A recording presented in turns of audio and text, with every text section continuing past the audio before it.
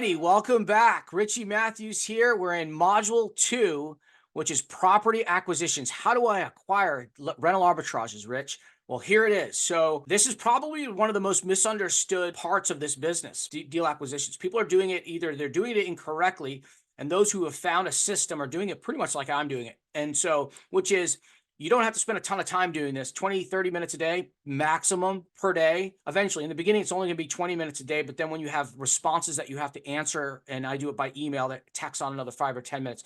So 20 to 30 minutes a day. I do it mostly on HOTPADS, which I'm about to get into, per day, and I have a massive amount of output. Whereas most people are doing tours, they're making phone calls, they're doing analysis on every single deal. They're getting very little output, and it's taking a lot of time. They're maybe getting about 5 or 6 or 7 or 10 buildings a day contacted, if that.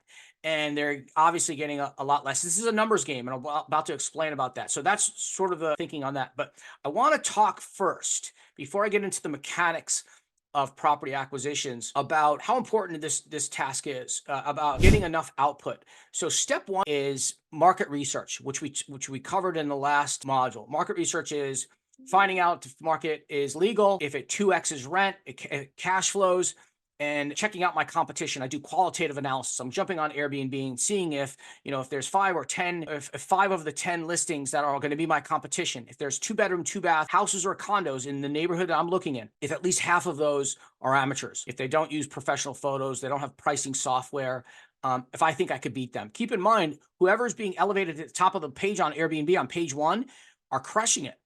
So if there's a few in there that have like iPhone photos, you're like, okay, there's an opening. So that's market analysis. That's step 1. Step 2 is acquisition. Step 3 is the business of being a host, which is my property, managing my property, listing it, staying booked. And then step 4 is automating everything, systems and operations. And so I'm going to cover all of that. I'm going to cover the last 3, but right now, this one is actually the easiest to get.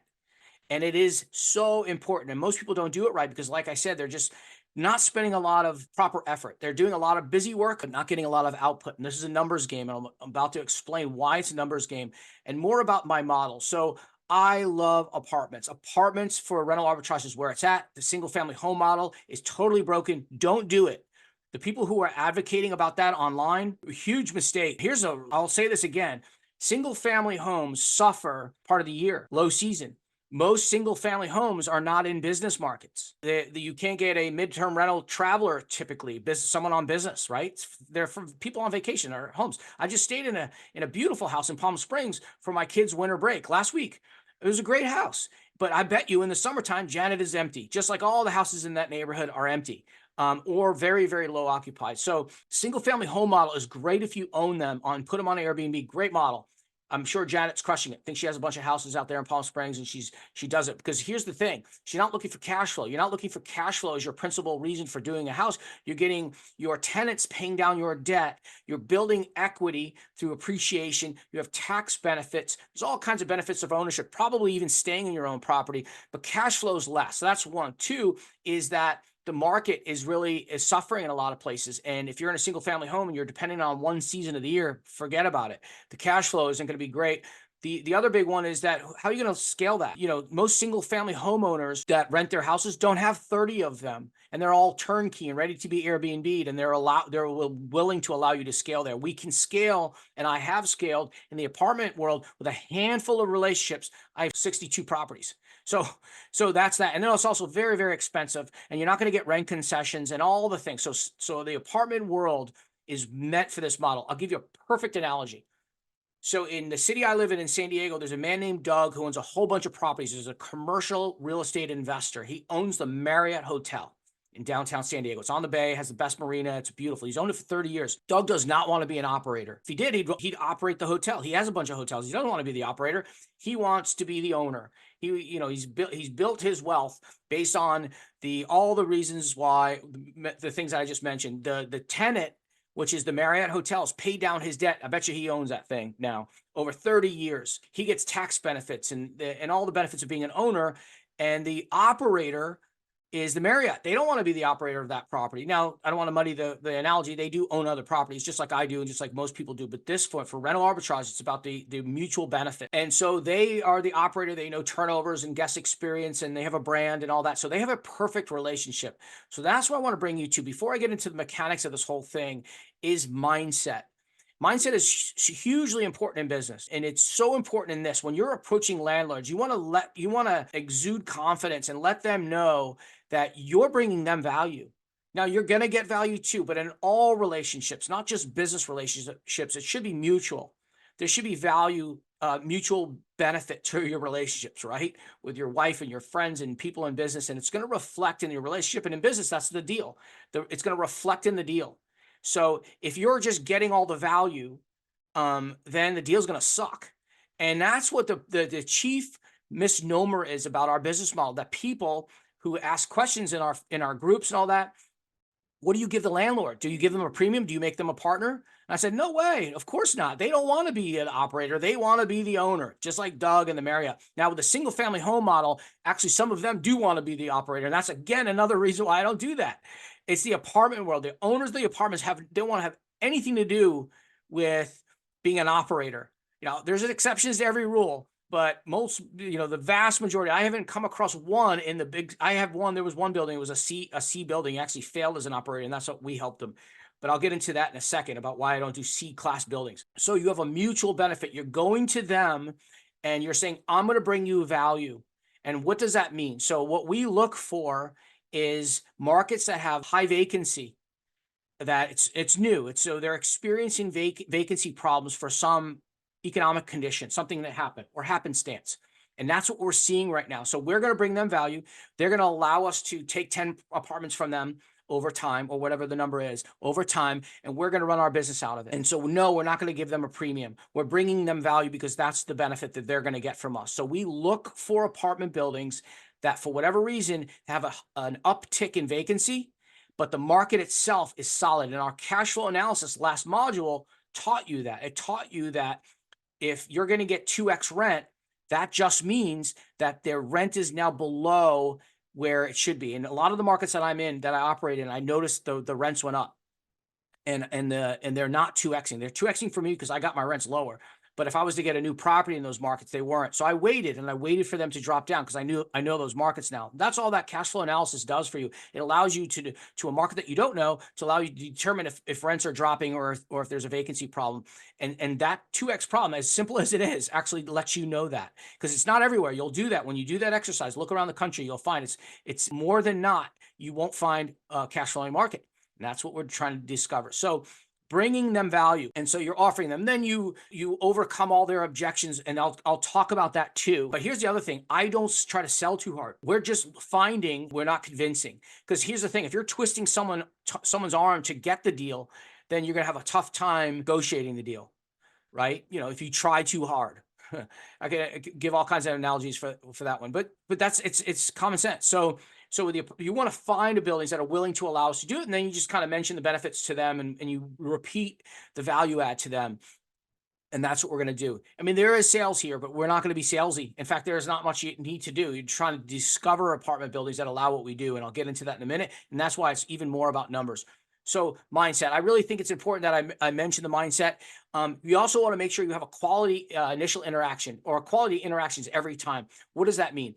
It means that every single interaction, you have a salutation in your message, and you have a signature, includes your business name, your phone number, your professional email, and your website every single time. Here's why: because if you think you're speaking to Jane every time, and it says leasing at ABC apartment building, it doesn't mean Jane is the one answering your messages every time. They typically share an email. So if Jane is off, then Mary is answering. And so every single time you want to make sure you have your signature in there so they know who you are. You're not just a tenant. Think about it this way. Buildings get dozens and dozens of messages per day. 99% of them don't turn out to be tenants. Most of them don't even do viewings. So they're just going through the motions. That's why they use autoresponders. So they'll respond to your message, and then eventually they'll get back to you after a chatbot tricks you in a conversation. And then when they do interact with you, That's step one. And then you interact with them again. Oh, wow, you do allow corporate leases. Great. And then step 2, step 3. And then if you get on the phone with them, by the time you're on that phone call with them, you've gone down so far in their funnel. Now you're serious to them. If you filled out your application, now you're like at the top of their priorities. I'm about to lease this apartment. So that's what I'm talking about. Quality interactions all the way through, because one of the objections that the apartment buildings has, like, who are you guys? Well, let me ask you something about your company. Who are you guys? And they want to check you out. If you've done that, you're getting them in that direction. So quality interaction, I know it's common sense, but believe it or not, you'd be astounded that people are actually emailing apartment buildings with Gmail accounts. Most of them are in overseas, Nigeria.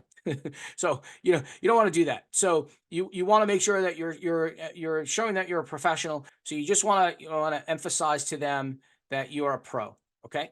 So mindset, quality interaction, focus on relationship building. This isn't about the transaction. You're going to be in these buildings for year in and year out. Actually, we're going to emphasize that as one of the points.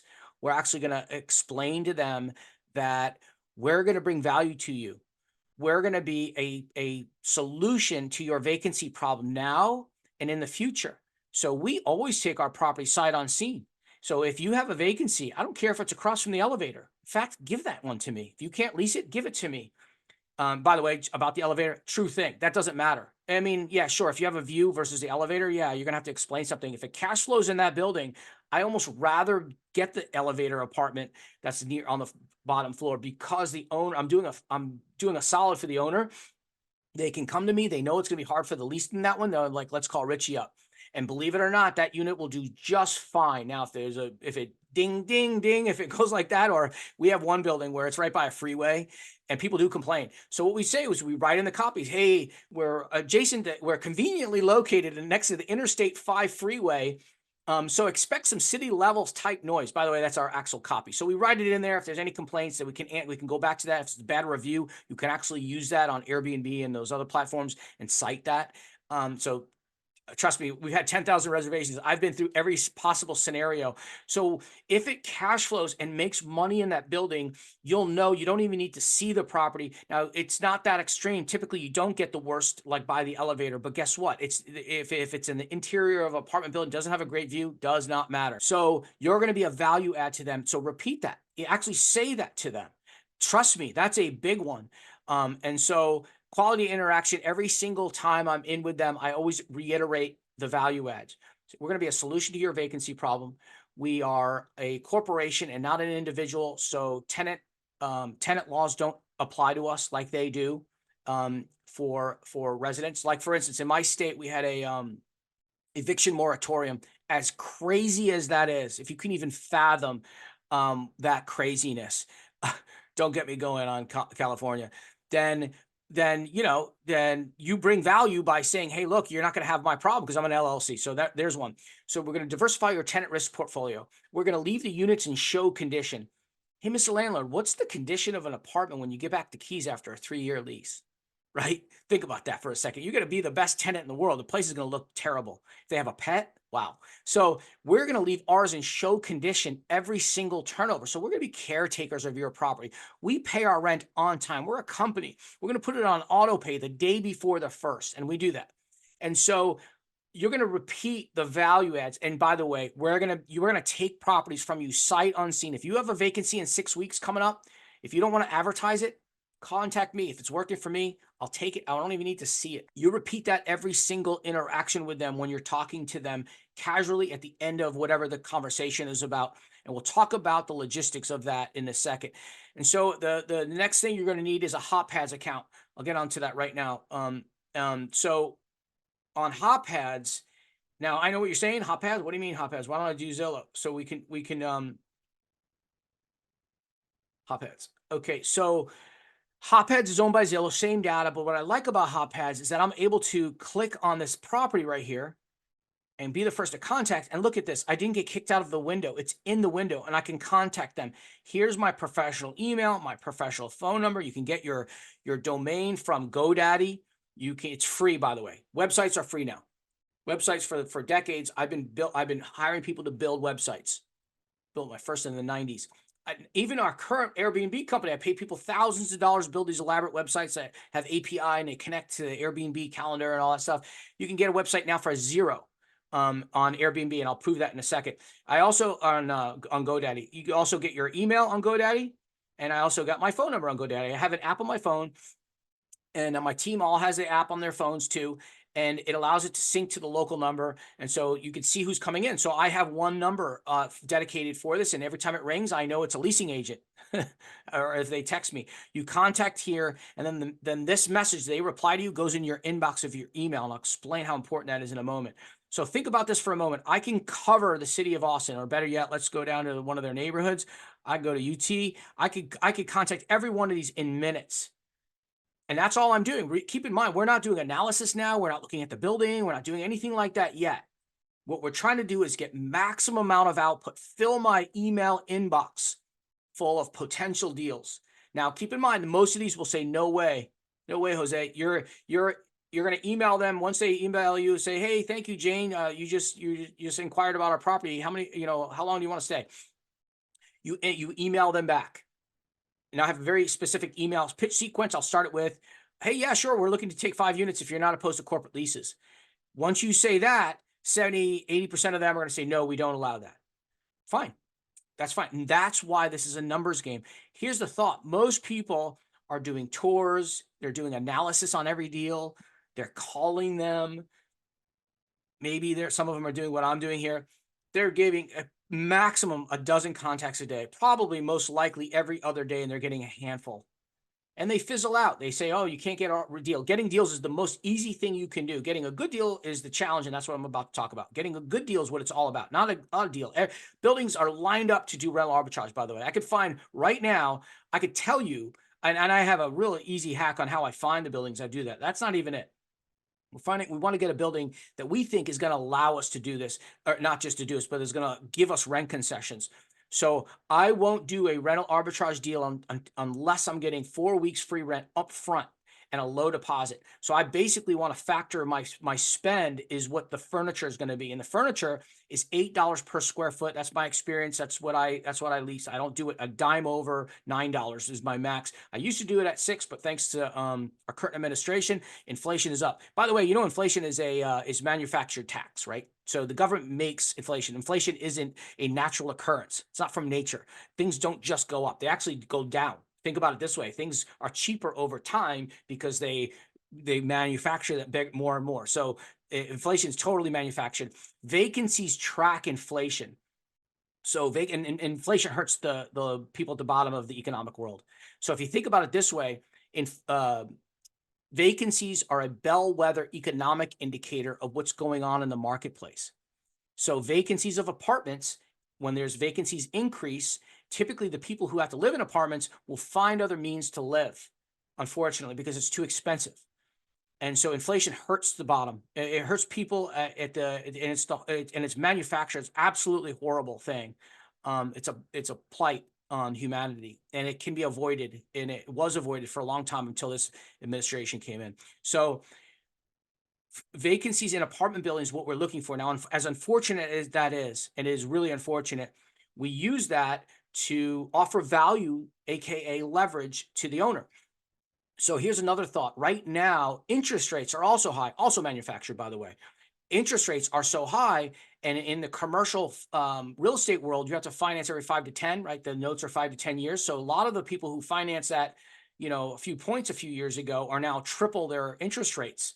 And so in order to get a favorable loan from the bank, they have to show maximum occupancy of their apartment building. So owners are putting pressure on leasing offices at their buildings. And then that's another reason we come along and they're like, oh, well, I would never considered a arbitrage person. Okay, now let me call the owner. And so now we have another one. So vacancies are increasing because of inflation and eventually recession, and because owners are putting pressure on us. So we have a perfect storm in a way for circumstances to allow our business model to flourish, which it is right now. Conversely, in 2022, apartment rents were so high, vacancies were low. Apartment buildings were telling me, kick rocks. Sorry, Rich. I know you're operating in one of our other buildings, but no way. We're occupied. We're good, thank you. And I offered no value, right? And there was a couple of deals that I was about to get, and they were like, all right, we'll allow you, but we're not going to give you rent concessions. So I walked away. I said, no way. Fortunately, I did not scale. I stacked cash in 2022 and I fine-tuned my operations and got my margins a little bit better from 29 to 34%, but it didn't scale. I scaled last year, picked up 16 doors, and doing so this year. So, and during 2020, COVID, right? We had another sort of perfect storm of economic conditions, again, manufactured by the government. And so this business model, just like a lot of business models do, especially well during scale, during tough times. Unfortunate for a lot of people, and I don't wish what the multifamily owners are going through right now is horrible. Commercial real estate's in a big problem right now, in different commercial sectors, in the apartment world especially right now. And so we're bringing value to them, and that's where I want to go back to the mindset. You're bringing value to them. You're doing that. So step one in the logistics of this is you clicking on here. Look how fast you can do this. You can cover this entire neighborhood in moments. The conversation moves to your inbox. Now here I'm going to give you a tip. Don't delete the autoresponder message. Use that as a reminder that you didn't get contacted by if someone didn't follow up with you, then leave it in there, because then you'll follow up with them. But if they do contact you, if a person says, hey, thanks for inquiry, how can I help you? Then delete that first email. Now you have that. Now here's why. I'm not using a CRM. I am, but not for this process. I'm not getting spreadsheets and building out stuff. I'm just strictly output. Do not do all that. All that is analysis paralysis that will slow you down. Eventually, of course, you're a business person. You have to be organized. You can put all that, figure out your system. I'm not here to tell you that. I'm here to tell you that if you do this method, you're going to get a ton of output. And then a ton of output from that, because they're mostly no's, will eventually find a building that says yes. Okay. And so that's all I'm trying to do here. And then you don't want just a bunch of yeses. You want a bunch of yeses that some of them may, in fact, actually play ball with us and give us rent concessions. So HOTPADS. So that's step one. On HOTPADS, you let the conversation go in, and if they tell you, yes, we're allowed this, then I expand on our business model. I eventually get on a phone call with them, and the phone call, by the time you're on a phone call, they know you're serious. They're explaining your business model. You give them the counter of their objections. Here are the three biggest objections of buildings that say yes to our business model, but they like corporate leasing, but they're not over they haven't gotten their head around what we're doing. So they're going to say, well, we'll allow this, but we need to screen your tenants. And I said, listen, we're the tenant. You're screening us in the application. And for the reasons I stated, we leave the units in show condition. We're diversifying your tenant risk portfolio. We're going to be a solution to your vacancy problem, but we screen our clients. And if they're new to us, if they're new guests and they haven't yet been a client, then here's our three-step screening process. And I say we screen them on the platform in which they book. So we have our own screening mechanisms, age, and a bunch of stuff you can put in there. You can screen them right on the platform. Airbnb allows it, Vrbo allows it, I allow it on our website. You can screen them there. Step two is call every single guest. Now, we don't call all of our guests anymore because we have too many bookings. But in the beginning, the first year I used to call them, every single one of them. Hey, what brings you to our town? What's the occasion for your stay? Did you see our house rule about pets? Because there are red flags in everyone. So what we do instead is we call guests where there's a red flag. If they're a local, 4 guys that are local and they're booking a 2-night stay on the weekend, going to call them. If someone says, hey, where can I smoke in your building? I say, it says you can't smoke on the balcony. Where can I smoke? Call that person for sure. And what we normally say, and I'll get into that in the 2 more modules, is we have a sort of a hey, have you read their house rules? And we make sure that they're a match for us, because I don't take bad bookings, because it will give you, it seems it's a short-term benefit. You're going to get paid, but you want to pay in the long run if you get a bad guest, because they're going to give you a bad review. They're usually hard on the apartment, and they could make noise and do things that messes you up in the building. So we're explaining to the apartment buildings, all of this, right? So we're bringing that kind of value to them. So that's the first objection. It's about screening, and that's a tough one to get over. Most leasing offices that allow corporate leases, or our version of corporate leases, need to screen their people. They need to screen who's coming through there, but we don't allow it. It's logistically infeasible, and we say that up front. I've walked away from a few deals. I've walked away from one deal. They came back to me and they allowed it. They allowed it. And then they sort of changed their mind a year later, and I just threw back at the new manager the addendum that we had in our contract that he didn't see. And so some buildings, they'll allow it only because they're vacant. Again, another way for them to overlook one of their rules. So So you're not going to allow them to screen your, it's expensive too. They're going to charge you every single turnover. Plus it's not logistically feasible. If you get a last minute booking, it doesn't allow you to scale. And you explain your 3-step screening process, which is we screen them on the platform in which they book. We actually call them and introduce ourselves, welcome them to booking with us, thank them and all that stuff. But then through that conversation, we determine if they're a good fit for us. And trust me, you don't want to take a bad guess.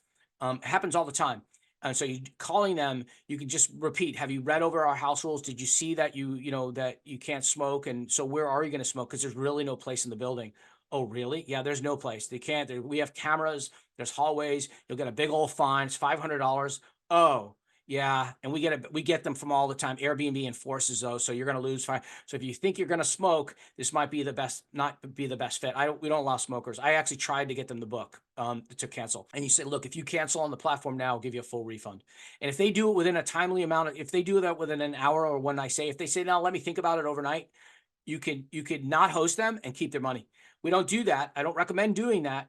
But my point is that we have a process that allows us to get out of things. If somebody says, one of the ones you can't avoid in California is, or a lot of states like California, which is the pet thing. If somebody says, hey, I have they say, what's your pet fee? Oh, it's $200. Oh, okay. I have a, seeing eye dog. I have a dog that helps me with my emotions. One lady says, I have 3 dogs that are for my emotions. And I'm like, oh, is that right? Do you are you, you can't leave him unattended. Oh yeah, no, I have a cage or whatever for him. I'm like, well, don't you take them? Aren't you supposed to take them everywhere you go? Aren't they supposed to be emotional support? So they're clearly gaming it, but you can't fight them. Now we do have a quantity limit. You can put a quantity on your property, but if someone says they have a pet, they have a emotional support animal, that's the cost of doing business, man. And so you got to let it go. And who knows? I'm not here to judge, but we have people gaming it all the time. Same with smoking, all that. So you screen them verbally, and then you want to get out of that reservation, and that's the truth. That's the real deal. So you're just expressing that to the building. And the last of the 3-step screening processes is that we have a team that works. We have a front desk that monitors our properties, and we have VAs. So we use virtual assistants. They monitor our security devices. We have a decibel meter, and I actually used to take, when I was doing in-person tours, I would take in the Minute device. It's this really cool thing. It looks like it's made by Apple. It's white and it's really sleek. It's European. It's a decibel meter, and it allows you to determine if someone's being too loud, if the music's cranked, or if it's just a blender or a dog barking. But it helps all the time, and it will actually mitigate any issues in the buildings. You'll stop your neighbors from complaining to the leasing office and all of that. And I'll actually get into what we do once we set up a new unit with the neighbors to build a relationship with them and all that. So that's step 3. And if you do that, if you show them the device, they're going to like, geez, this guy, he's a pro. I mean, these guys are there, and that's going to be solving another one of their objections, right? Like, how long have you been doing this? So if you're doing all and you're presenting yourself as a professional. Now, I'm doing virtual tours. I don't do any in-person stuff, but there's a version of that 3-step process that you can do by email, and that's all I'm doing. So that's the objection number 2, the biggest one of all, the big objection that most buildings have. They don't like Airbnb. They could care less if you're on booking.com for some reason, or Expedia, but they don't like Airbnb. So that's one of the other objections. And we're going through our email sequences, my scripts, through that process, using that. My email sequence is bulletproof. I've done, probably thousands at this point of acquisitions or pitches by my email, and it's just something I used to do. A mistake I used to do is I would explain everything to the leasing agent, the poor leasing agent, on my tours. First, they're usually not the decision maker, so pitching that person during a tour is ineffective. Plus, they're just there to do the tour, man. They just want you to get you in and out of there because they know that it's a numbers game and they're to get you in there. Plus, whatever you're telling that person, if they relay that incorrectly to the manager, can backfire, and it has for me. So I break down one yes at a time, getting them to say yes or saying, no, we're not opposed to your corporate leasing model, then ultimately getting yeses or exceptions to the conditions if they have any. And I have a process in which I'm explaining that, because I don't like to ask them up front. I like to make sure they don't have it, because sometimes they'll just like, oh yeah, that is an objection. So I have a process. So ultimately we're getting them on the phone. But here's what I do, very, very important. Once they say yes and you've been approved on the application, I don't have sign a lease that moment. I wait, and then I run the numbers through my profit calculator. So I'll do that right now with you guys. So if they're typically they want a lease from you right away. If you've been approved for your lease, they're going to say, "Hey, would you like me to start the lease today?" No way. So start it in a week. That's usually a negotiation too. They wanted to start it yesterday. So once you've been approved, they want to get paid. So say start it in a week. But hey, can we talk today? I have a couple questions about the apartment building. So pause everything and then run your numbers. So keep in mind, we haven't run the numbers yet, right? We ran the numbers on the market. We did cash flow analysis. You checked out to see if it was legal. We did qualitative analysis, and we are looking for apartments that fit into our 2x. So they were, if the market is going to make you $3,000 or $4,000 every month, you can't pay for an apartment over $2,000. So that's the general parameters of what we're looking for.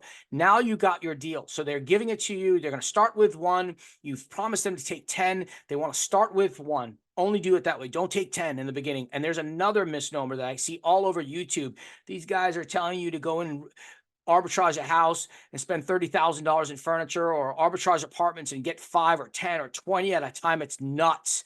I do 1 or 2 at a time. Let that pay you back. Yeah, sure. Some of those guys there was 2 guys I started with. The month I started with, one of them has 400 doors. I only have 60. But guess what? There could not be a scenario where that guy had much money in his bank account. We've never not had money in our bank account.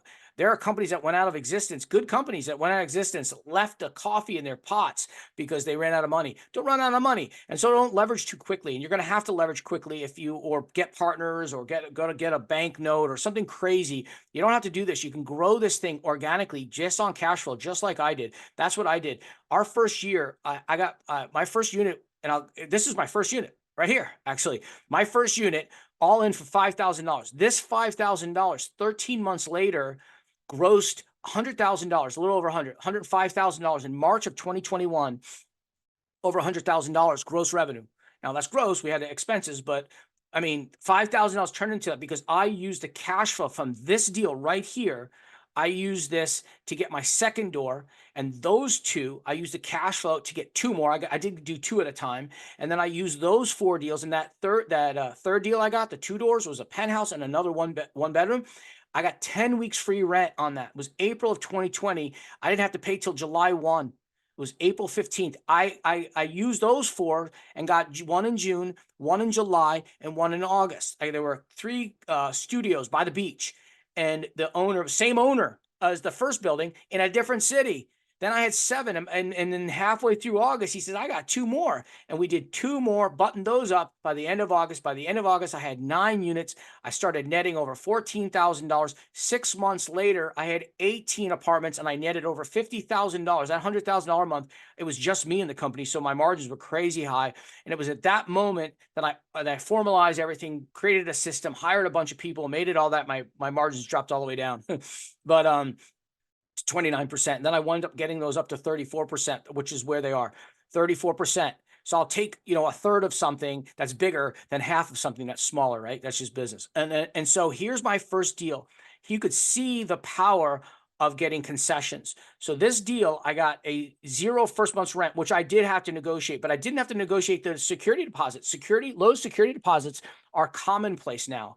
Unlike a few years ago. So this was the beginning of it. So I did get that. So that was 300. I didn't even negotiate that. That's a good one. That's the best you're going to do. Actually, no, I have a student that just got a $200 deposits, 8 weeks free rent in San Antonio. And the owner gave him 3, and he wants to do deals with them all over the place. So good for him. So $2,250 is the rent here. So let's put that as my first month's rent. Let's put that as the deposit. Now, if you look over here at my calculator, holy smokes, we're up to a 5 months payback. That's still good. A lot of people are like, what are you talking about, Rich? 263% cash on cash return. That's crazy good. It's good for a lot of markets, but keep in mind, we're growing organically. We want to grow on a cash flow, so we need our money back. And so I have to negotiate concessions, and especially if this deal doesn't pencil. And I'll show you what that means. So the first thing I do is I put in my furnishings. Remember earlier I said $6 per square foot? This is a 750 square foot apartment. It was $6 back in 2020 because we had a different administration. And now it's more like $6. So even at $6, this thing would pencil around $6,000, $300 deposit. Plus and also because I didn't make the units that nice. It was like an IKEA explosion in my first apartment. It wasn't like, I didn't do accent walls and all that stuff. So it's going to be a little bit more because you're going to make them a little bit nicer. A smart lock is expensive now and all those. But back then, for that, plus I was setting these up. I'd move in for a few days and I would set it all up myself. Don't do that. And I don't recommend that. And that's not even, you won't even save money that way, because those 3 days I was there, it could have been rented. So I set them up now in 4 hours. So $5,000 all in, you're going to have to calculate your expenses, and then you have your monthly expenses at $2,600 approximately. I run comps. I run comps through AirDNA. And when I say comps, I mean actual comps. AirDNA gives you the data on comps. So AirDNA will give you, let's go to that. AirDNA will give you the data, the final data in a market, but you don't want to look at that because sometimes they're comparing houses with apartments. They're comparing apples and oranges. Remember last module, we went to market research. For running comps, you have to go to revenue calculator. So I'm going to go to 123 Main Street in Austin, whatever that is. Okay. Oh, I'm going to Australia. So then with the comps, all you do is you put in your 2-bed, 2-bath, 4 guests. Okay, whatever. It's supposed to be 6 guests, but I'm going to do this for the sake of it. Most people use this data right here. Oh, the average daily rate in this market is this. It's a 48% occupancy. It's $22,000 projected revenue. Instead of that, scroll to the bottom and then make sure, because this is the comps that they're using the numbers from, make sure that you're not comparing a house with an apartment. So all I do is load those apartments here in my calculator, and I take their occupancy right here, and I take their potential revenue, not their actual revenue, take their potential revenue, because sometimes they're not listed year round. You want their actual number, what you think you're going to do, and make sure it's an actual comp. As most people know, in real estate, it's no different. It has to be, and I love the map view of it, can't be across a major freeway like this. Everything in this little triangle has to be here. I actually like them really low. So that's why I like densely populated areas, because you can get the very best data. You can feel very comfortable. Getting your comps and your occupancy wrong, overestimating them, is one of the biggest mistakes in estimating. Well, most people don't even do calculations in getting deals.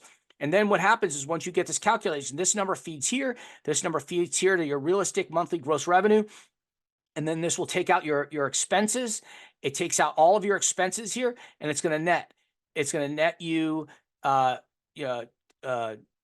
conservatively, it's going to net you $19,073. So my minimum for a 1-bedroom is $1,250. My minimum is $1,500 for a 2-bedroom. And it's not an arbitrary number. It's been tried and tested. It's also what I want to take. We're renting, we're leasing, we're not getting any other benefits. This is all about cash flow. So are you willing to take $700 a month from this? Some people rationalize, say, yeah, sure, why not? It's $700. If it's passive, if I created that 4th module that you're going to teach me about, Rich, then if it's passive, what's wrong with 700? Nothing's wrong with it. But I think 1,500 is better for a lot of reasons. One, things can change, right? So our studio model used to be $1,000 minimum. Studios don't make that anymore, and they make less than that. So I'm out of studios, by the way. And so you just want to make sure there's a buffer. Plus, you want to make it worth your time. You want to make sure your cash-on-cash return is supercharged. $1,500 brings our return down to a couple months. It puts almost a 500% cash-on-cash return. And you're in this deal. You're able to scale very quickly. Every couple months, you're able to get a deal or more. This deal did way better than over time than this. So it's still such a good moneymaker. This was way exceeded my optimistic expectation. I made back my money on this deal in March. And then the money I made in March, I got my April deals. And the April, March, and February deal paid for my June, July, and August. By the time I was in August, I was already stacking money. So, and it saved me because our business blew up during COVID. Our event production company, where all of our events were canceled. We're, one of the most cancelable businesses, events. And so we withstood every single market cycle, upset fire marshals, rain, all that stuff. The event business is a very active business. This business is inherently scalable. And so when I found it, I was very suspicious, didn't believe it. And the proof was in the pudding. By August of 2020, I said, holy cow, this is real. And that's when I started, starting to automate everything. And by March of 2021, got our system in place. And by the summer of 2021, I got out of the day-to-day operations. August of 2021, my wife and I left the operations of our rental of this business. We haven't been in it since then. 2.5 years later, it's completely on autopilot. So my team is active. They deal with bad guests and all the stuff that you have to deal with, but I don't. And that's why my margins are low. My margins are 33, 34%. Most people brag about 40% margins, which is very commonplace if you're active in it. So I have a bunch of people doing the job that I would do, and I have to pay them. So my margins are lower. If you like the guest experience and want to communicate and supervise your VAs to guests, great, good for you. If you want to manage your housekeepers and train them and you like that part of the job, awesome. If you like pricing, revenue management is a massive business in the airline business and the hotel business and ours. If you want to automate that and learn how Price Labs works and do that, great, good for you. That's a massive one. Actually, in my mentorship, we have a master class on that too, which is hugely important. One of the most important things you can do is revenue management. So if you want to do that, good for you. I don't want to do it. I wanted to get out. I like doing this a lot more. And so that's the how to calculate here using my very, very simple spreadsheet. In our mentorship, we actually have this in digital form, and you can actually do the calculations on your phone, and everyone gets this. And so here's the basics of the spreadsheet. So you want to make sure that you're running your deal. Now, here's one of the biggest reasons why. If this deal doesn't calculate, if this tells you you're going to get $800 or $900 or whatever your number that you need to get is, like I said, mine was $1,250 for a 1-bedroom, $1,500 for a 2, then don't do it.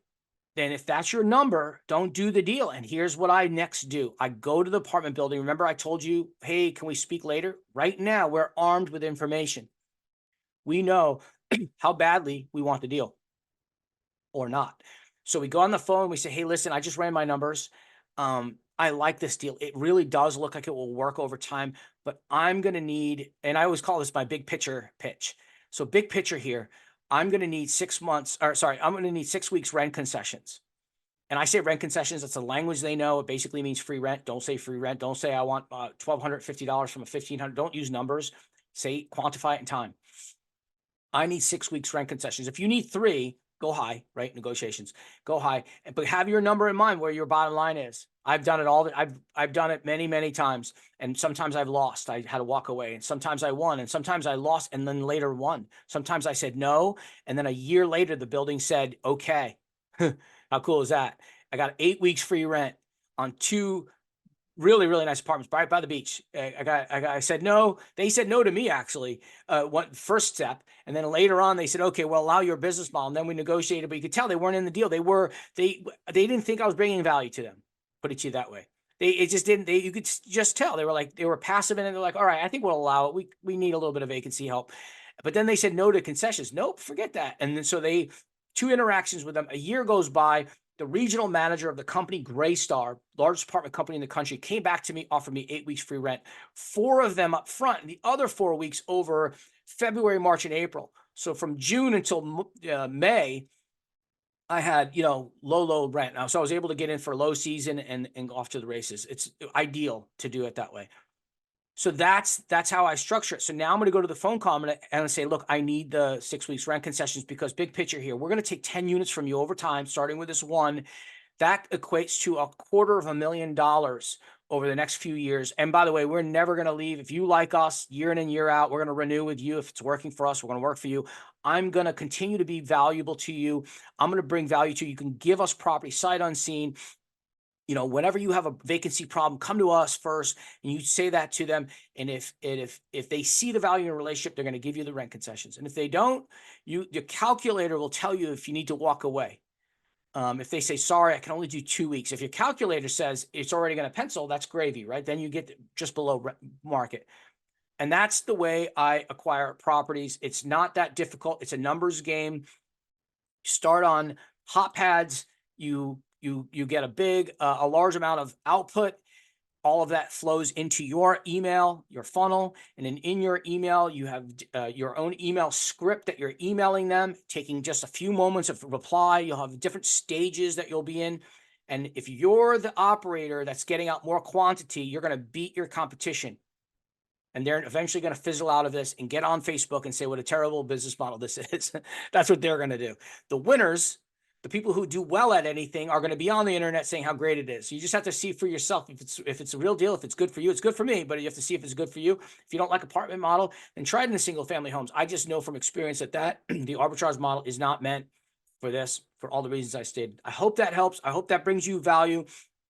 Next module, we're going to talk about operating your business, how to shop for your property, design your property, list your property, how to optimize it to beat your competition. Right now, the bar is really low to beat your competition, that you can stay at 80% occupancy like we have been, over 10,000 reservations. We're super hosts on Airbnb and at the top of all the other platforms in which we list. And it's not that difficult right now.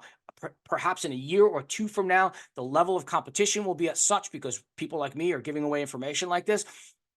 And I believe the future will be all about direct booking and design. But that's another topic. Until later, thanks for showing.